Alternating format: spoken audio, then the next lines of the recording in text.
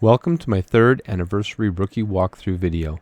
In this video, I'll walk you through the shots I will use and some of the possible alternatives. Play according to your clubs, balls, and skill level. This is a guide and is not meant as the final solution, but more like a starting place to begin your note-taking process and help you prepare for the tournament. I would like to give a special thank you to my friend Ashley Ford, who added shots to the walkthrough to help me get this done. Ashley's help was instrumental in helping me accomplish this guide. Speaking of instrumental, another very special thanks to Golf Clash Tommy for some of these shots and the elevations too. Please subscribe to Tommy's YouTube channel today, and his link is in the video description. Finally, if you haven't subscribed to my YouTube channel, please do so now and hit that bell notification icon so you don't miss any future Erelic gaming content. Let's get into it. Hello everyone. Welcome to hole 1 of the 3rd anniversary tournament, a hole from the Southern Pines course. I play here with 10% downhill elevation and a quasar ball, with the red ring just cutting the right rough. With my level 4 sniper, I'm using maximum right spin, which is 4 3/4 bars, as well as 1 1/4 bar of backspin, where, in the future, I think I would only use 1 bar of backspin to let this ball head a little further up that back slope. In this light headwind, as you can see in this example, we come very, very close to getting it in the hole. I wish you the very best of luck in the 3rd anniversary tournament. Welcome to hole 2 of the 3rd anniversary tournament, a hole from the Southern Pines course. I play the drive here with 10% downhill elevation, a quasar ball, and my extra mile level 5 on this account. I use maximum topspin and maximum right spin, but 0 overpower, as my objective here is to leave myself in sniper range for the second shot rough bump.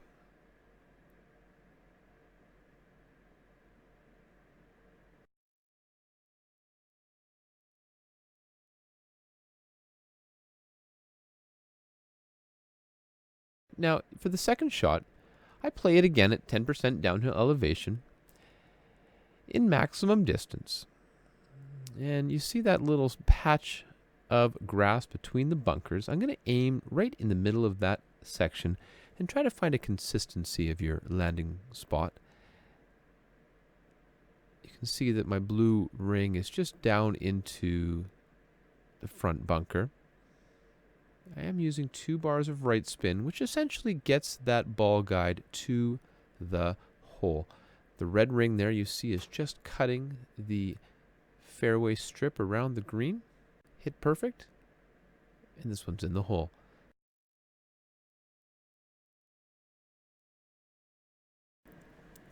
Hole 3 is a long par 5, played at 20% downhill elevation with at least a power 3 ball. Many will choose a berserker ball here. Together with your driver that has the most topspin, such as the big topper, and even in this strong tailwind, Ashley wisely uses maximum topspin to ensure her ball carries as far down the second fairway as possible. She uses the wind to her advantage and only uses just enough overpower, approximately 5%, and just barely breaking that white ring to ensure we get up past the trees, leaving a clear second shot.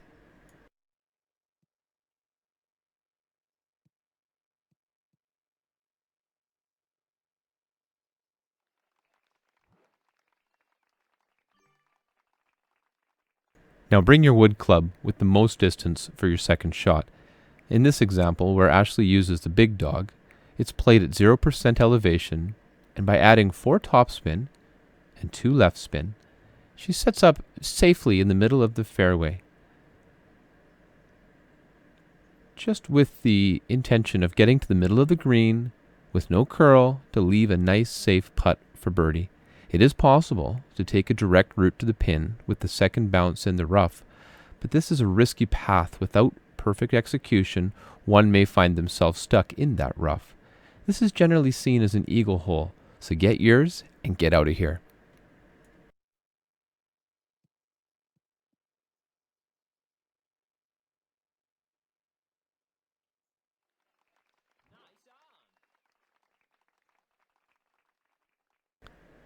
The par 3 4th hole is the first we see from the Port Hello course. A deceptively difficult shot here, played in this example with a basic ball and 15% downhill elevation, 3 to 4 bars of backspin, and you're going to aim directly at the hole as you see me attempting to do here. The problem with this shot is that the landing position is very uneven, and if you miss that spot, it is unpredictable where this shot may go. Alternatively, you can play a 10% rough bump here with a marlin on the front left side of the bunker and 1 bar of topspin. It is a riskier shot, but I find it to have a consistent landing. I will release that shot in the tournament once I am given a chance to play it with tournament wins. I wish you the very best of luck. Here we are on the par 4 fifth hole. Using a Titan ball and an extra mile 5, we adjust for 0% elevation. Maximum topspin and 2 bars of right spin is used to put us on the side of the second fairway closest to the green. You can make it to the third fairway patch that you see just ahead of our intended landing position with higher power balls and more overpower, but for the average rookie player this is not necessarily an option. If that's something you feel comfortable with, by all means.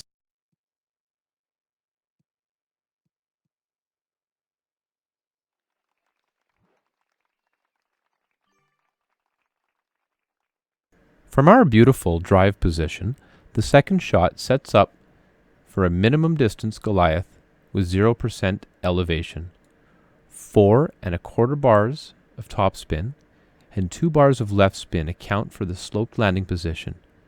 Get that ball guide to the hole and adjust for the wind.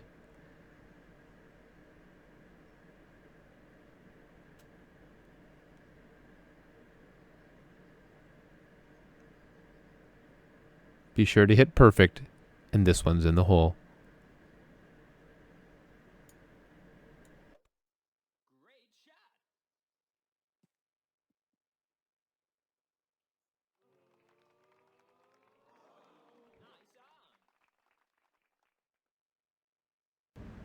This is the last of the holes from the Port Hello course, a long par 5, which can generally be played in 2 ways. In each of the examples that I show here, we recommend using a Titan ball. The first example, the drive is played at 10% elevation with a quarterback to the right side of the fairway. 2 bars of topspin and max right spin are applied with the intention of getting as close to the top of the fairway without touching the rough. You see, I add approximately 1 ball and 10 to 20% of curl just to get this thing up there and around the bend. Be careful though, you don't want to hit that rough.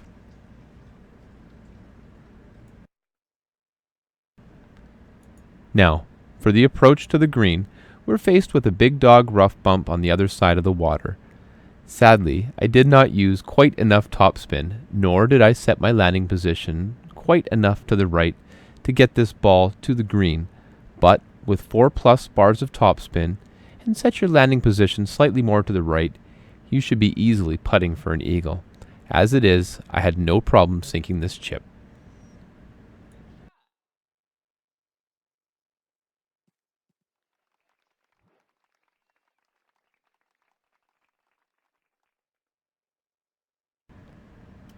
Now let me show you how to play this hole from the left fairway. Set it up at 10% elevation with your Titan ball and your extra mile. Apply maximum topspin and maximum right spin. You want to set up your landing position with your yellow ring just touching the top rough. Adjust for your wind. And be sure to add half a ball of right curl to keep it away from that fairway bunker. No overpower is required. It should leave you safely prepared for your second shot.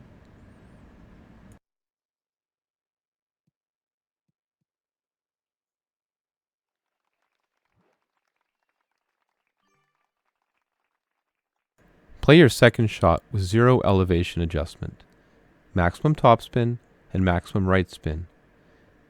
The yellow ring is slightly cutting the rough on the right hand side. Now you're going to use approximately 5 to 10% overpower and about 1½ balls of right curl. Be sure to hit perfect, and you're going to let this ball sit beautifully on the green.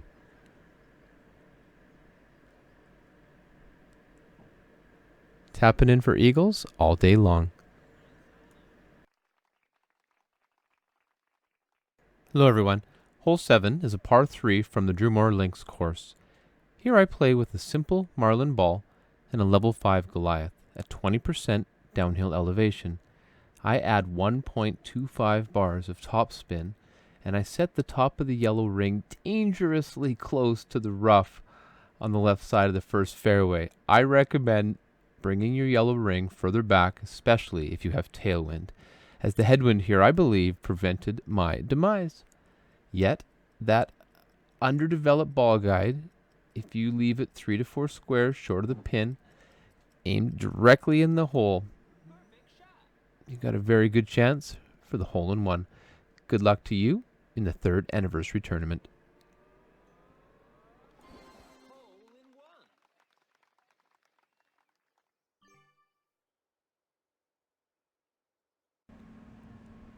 So for hole 8, a par 4 from the Drew Moore Links course, I play the conservative right side route here in rookie for the eagle chance.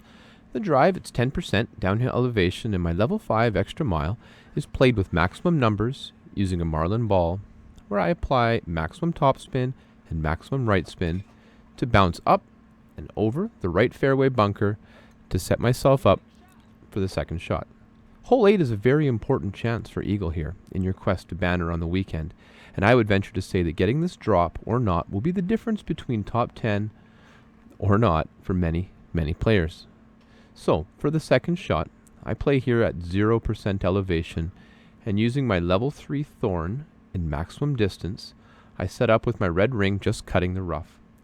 With 0 spin for this shot, I aim directly at the pin.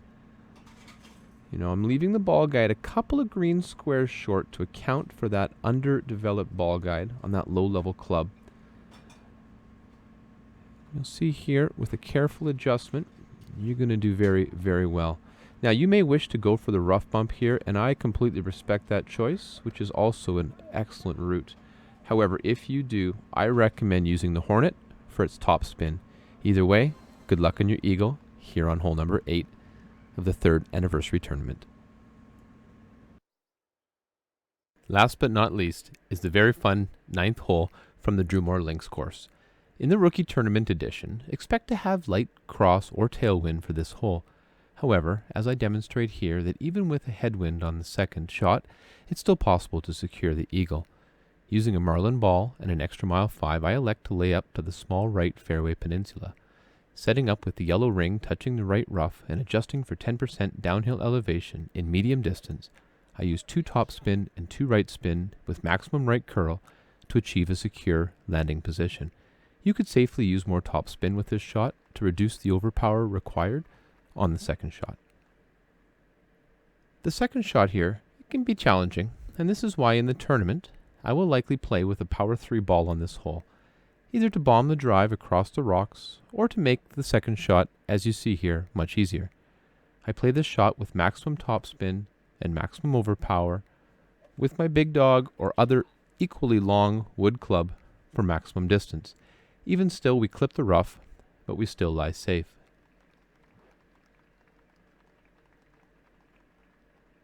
For the third shot, I'm in maximum thorn range, and I play with 10% downhill elevation, 4 backspin, 1 left spin, with the ball guide just basically touching the front edge of the cup.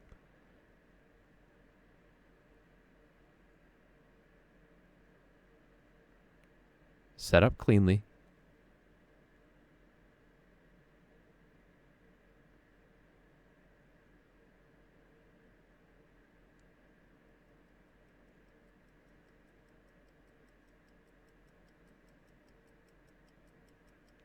And make sure you hit perfect. I hope you find the bottom of the cup for an eagle on hole number 9 of the 3rd anniversary tournament.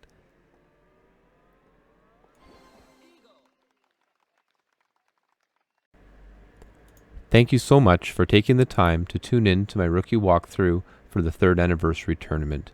I hope that this information can help you prepare well and shoot low. If you have any comments or feedback, please leave it in the comments section below and I will respond to you as soon as I can. Please remember to subscribe now to join Erelic Gaming and not miss out on any of my future content. As well, hit the thumbs up button on your way out to show your approval. Thank you so much. It's been my absolute pleasure to share this walkthrough with you, and I look forward to seeing you out on the course. Good luck to you in the 3rd anniversary tournament.